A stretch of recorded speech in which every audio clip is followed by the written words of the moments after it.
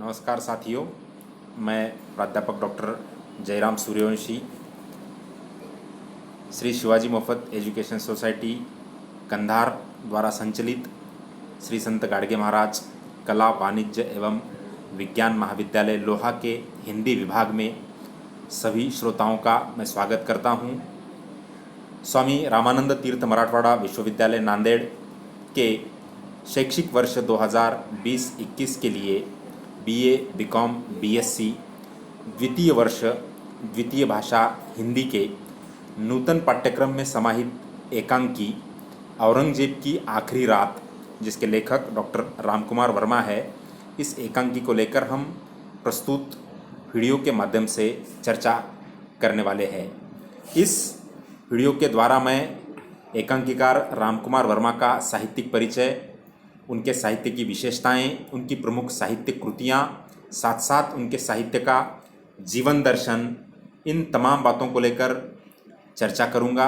साथ साथ पाठ्यक्रम में रखी हुई एकांकी औरंगजेब की आखिरी रात, इस एकांकी की दृष्टि से इस एकांकी को लेकर विस्तार से चर्चा करेंगे। रामकुमार वर्मा जी इस एकांकी के माध्यम से क्या संदेश देना चाहते हैं छात्रों को, पाठकों को, वे क्या बताना चाहते हैं, ये एकांकी किस प्रकार के दिशा निर्देश देती है, इन तमाम बातों को लेकर हम चर्चा करेंगे। रामकुमार वर्मा जी एक कवि, एकांकीकार, नाटककार और आलोचक के रूप में हिंदी साहित्य के इतिहास में प्रचलित है। उन्होंने वीर हमीर, जौहर, चित्ररेखा, अंजलि जैसी चर्चित काव्य कृतियाँ लिखी है। तो उनके एकांकी और नाट्य ग्रंथों में शिवाजी, समुद्रगुप्त, महाराणा प्रताप, नाना फडणवीस, पृथ्वीराज की आंखें, कुंती का परिताप, अशोक का शोक, यह महत्वपूर्ण नाट्य कृतियाँ रही है। साथ साथ उन्होंने कबीर का रहस्यवाद और हिंदी साहित्य का आलोचनात्मक इतिहास, यह दो महत्वपूर्ण आलोचना ग्रंथ भी उन्होंने लिखे हैं। ऐसे बहुआयामी रचनाकार की एक रचना पाठ्यक्रम में रखी हुई है, औरंगजेब की आखिरी रात।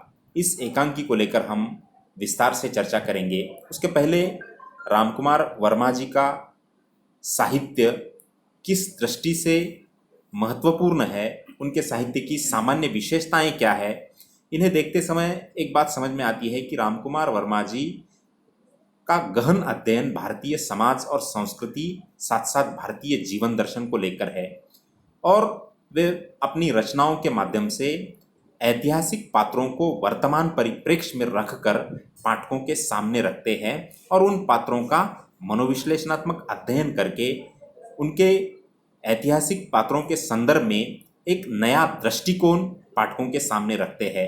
हम इतिहास पुरुषों का अध्ययन ऐतिहासिक ग्रंथों में करते हैं, लेकिन कोई भी इतिहासकार इतिहास पुरुषों का मनोविश्लेषणात्मक अध्ययन नहीं करता है। उसने किए हुए अच्छे गलत कामों का मनोविश्लेषणात्मक पद्धति से अध्ययन केवल साहित्यकार ही कर सकता है। और हिंदी साहित्य में ऐसी कई सारी रचनाएं लिखी गई है जिनमें इतिहास पुरुषों का मनोविश्लेषणात्मक अध्ययन किया गया है। और उसी क्रम में रामकुमार वर्मा जी की यह एकांकी कृति औरंगजेब की आखिरी रात, यह भी ऐतिहासिक पात्र जो भारतीय साहित्य में एक खलपुरुष के रूप में चर्चित है, औरंगजेब, ऐसे औरंगजेब के उस चरित्र को लेकर यहाँ पर एकांकीकार चर्चा कर रहे हैं। औरंगजेब की जो छवि है, औरंगजेब का जो चरित्र है, हमने कई सारे इतिहास ग्रंथों के माध्यम से पढ़ा है। खासकर महाराष्ट्र के छात्र, मराठी भाषिक छात्रों के लिए औरंगजेब का चरित्र बार बार हमारे यहाँ पर सामने आता है कि वह मराठी साम्राज्य का दुश्मन था। मराठी सल्तनत के दूसरे छत्रपति संभाजी महाराज, जिनकी उन्होंने निर्घृण हत्या की थी। साथ साथ औरंगजेब के चरित्र पर और भी कई सारे दाग है, जिसमें उसने अपने पिता शाहजहां को कैद किया था। साथ साथ अपने बड़े भाई जो मुगल सल्तनत के कानूनन वारिस थे, दारा शिकोह, जिसकी हत्या की और अन्य भाइयों को भी काफ़ी प्रताड़ित करके जो है औरंगजेब सत्ता पर विराजमान हुआ था। ऐसा वह सत्तांध व्यक्ति था। इसके अलावा उसकी छवि एक धर्मांध शासक के रूप में भी सामने आती है कि किस प्रकार से हिंदू लोगों पर अलग अलग प्रकार को से उनको प्रताड़ित करने के लिए जिजिया कर लगाना हो या फिर और भी कई माध्यम से हिंदुओं की वह प्रताड़ना करता था, यह भी उसकी छवि इतिहास में अंकित है। ऐसे सत्तांध धर्मांध व्यक्ति औरंगजेब, जिसने लंबी आयु तक जीवन जिया, कई सारे दुश्मनों का खात्मा किया, अपने बेटों को भी बहुत क्रूरता से उसने बेटों के साथ भी व्यवहार किया। इतनी क्रूरता से के साथ बर्ताव करने वाला यह शासक जब अपने जीवन के अंतिम पड़ाव में आ चुका है, इस एकांकी का शीर्षक ही है औरंगजेब की आखिरी रात, यानी उसके जीवन की अंतिम रात्रि है। और इस एकांकी का देशकाल वातावरण भी अगर देखा जाए तो अहमदनगर किले में 18 फरवरी 1707 की रात्रि के 4 बजे का दृश्य एकांकी में हमें दिखाई देता है। लगभग 70-80 वर्ष की लंबी आयु पाने वाला यह औरंगजेब दिल्ली का बादशाह रहकर उसने कुछ कार्य किए हैं। अलग अलग प्रांतों में जाकर भी कई सारे युद्ध खेले हैं, कई सारे दुश्मनों को मात दी है, कई सारे लोगों को धोखा दिया है। साथ साथ उसके उम्र का अंतिम हिस्सा महाराष्ट्र प्रदेश में, खासकर दक्षिण भारत में गुजरा। लगभग वह 27 साल तक इस प्रांत में रहा है और ऐसे 27 साल तक दक्षिण भारत में मराठों को समाप्त करने के उद्देश्य से, यहाँ की आदिलशाही निज़ामशाही को समाप्त करने के उद्देश्य से आया हुआ यह औरंगजेब अंत में लगभग 27 साल यहीं पर रहता है। और यहाँ पर फिर संभाजी महाराज की निर्घृण हत्या का मामला हो, संभाजी महाराज की पत्नी येसु रानी, उनको भी बंधक बनाना हो, साथ साथ और भी कई सारे व्यवहार, कई सारी राजनीतिक गतिविधियां औरंगजेब के जीवन में आई। और इतना सब होने के बाद, इतने लोगों को मात देने के बाद, अपने पिता को कैद करने के बाद, भाई दारा शिकोह या और अन्य भाइयों की हत्या करने के बाद, बेटे उनको भी प्रताड़ित करने के बाद, जब औरंगजेब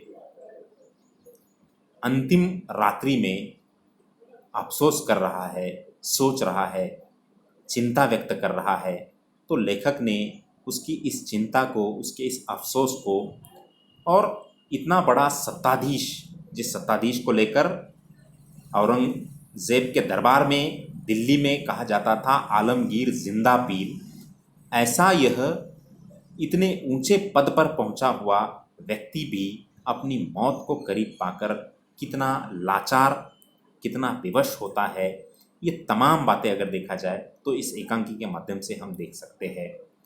लेखक डॉक्टर रामकुमार वर्मा इस औरंगजेब की अंतिम रात्रि के समय जो जो उसके सामने बातें आई, जो अपने जीवन भर उसने क्रूरताएं की, निर्ममताएं की, बर्बरता से उसने व्यवहार किया, उन तमाम बातों को लेकर वह अफसोस कर रहा है, उसको पश्चाताप हो रहा है कि मैंने ये सब क्या किया। और ऐसी स्थिति में भी औरंगजेब के अंदर जो एक प्रकार की महत्वाकांक्षा थी, वह महत्वाकांक्षा अभी भी जीवित है, यह भी लेखक बताना चाहते हैं।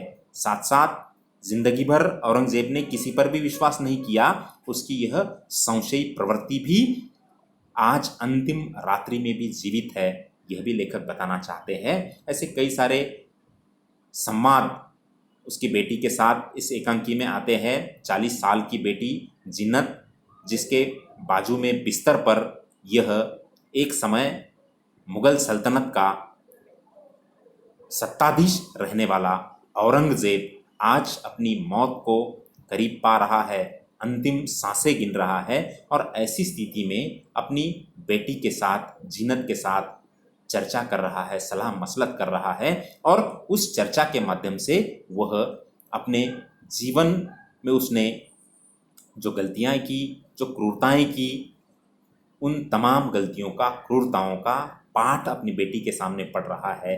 और इस स्थिति में भी लेखक यह बताना चाहते हैं कि भले ही उसने इतनी सारी गलतियाँ क्रूरताएं की होगी और इतना होने के बावजूद भी अगर देखा जाए तो अपनी अंतिम रात्रि में भी उसकी महत्वाकांक्षा अभी भी जीवित है। एकांकी में एक जगह वाक्य आता है, वह अपनी बेटी को कहता है कि जीनत, हम यह बात फिर से सुनना चाहते हैं।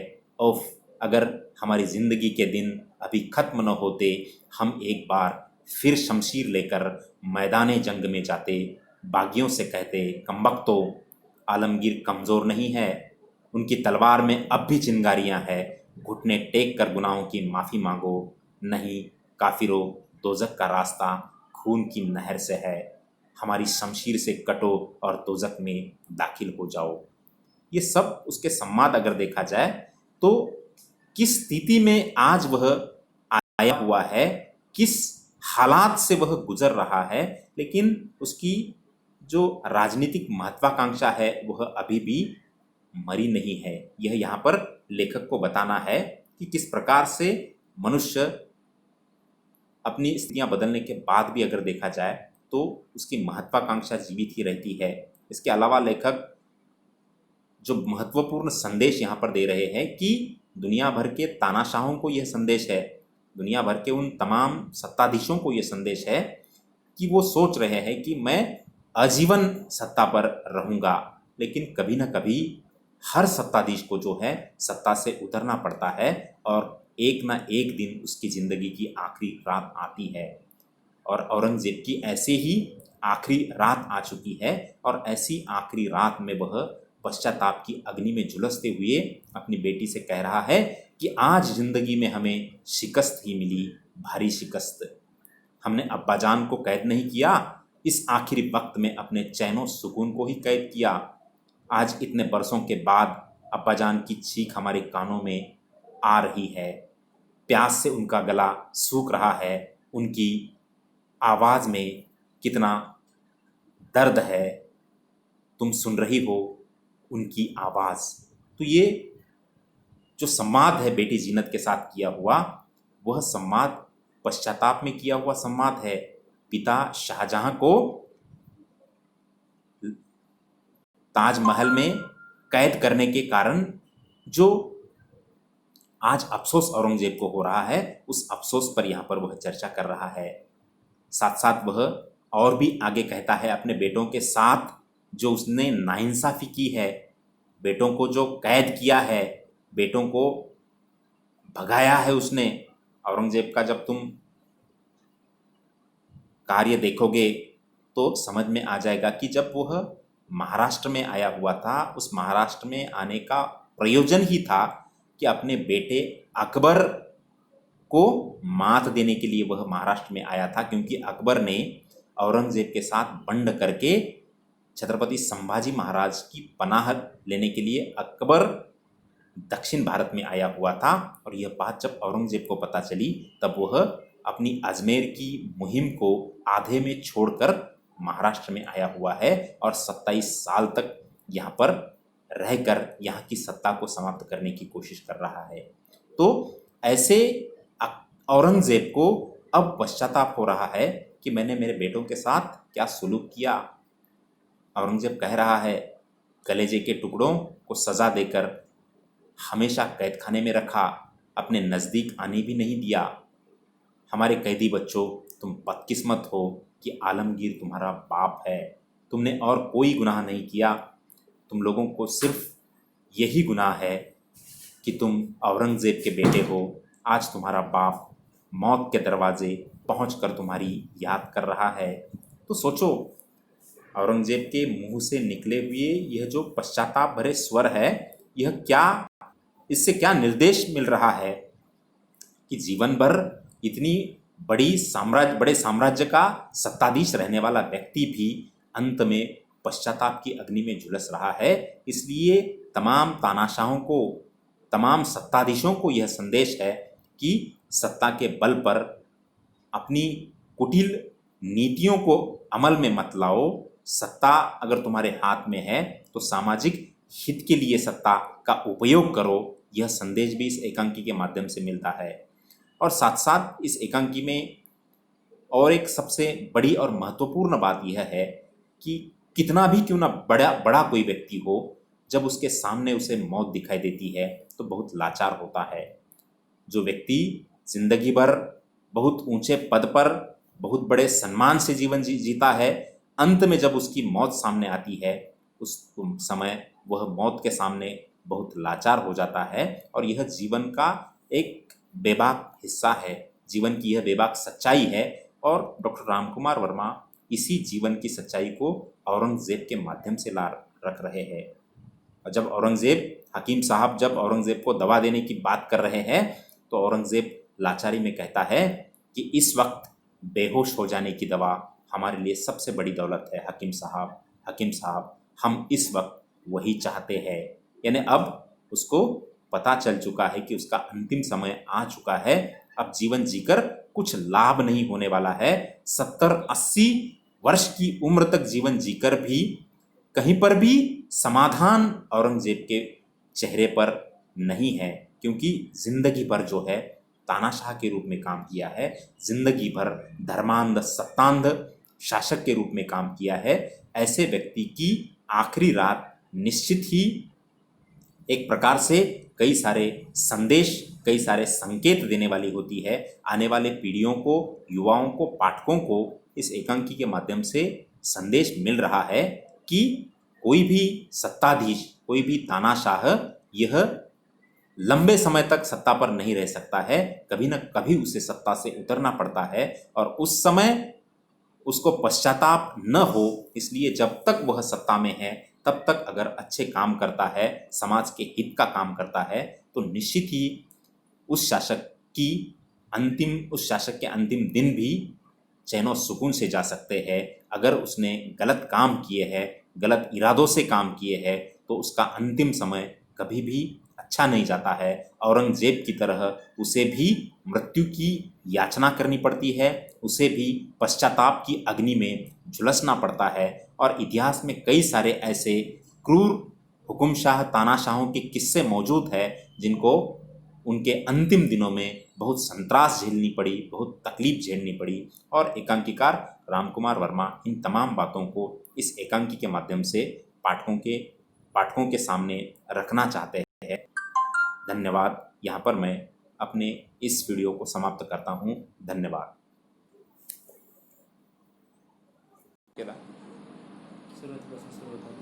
डबल सर एक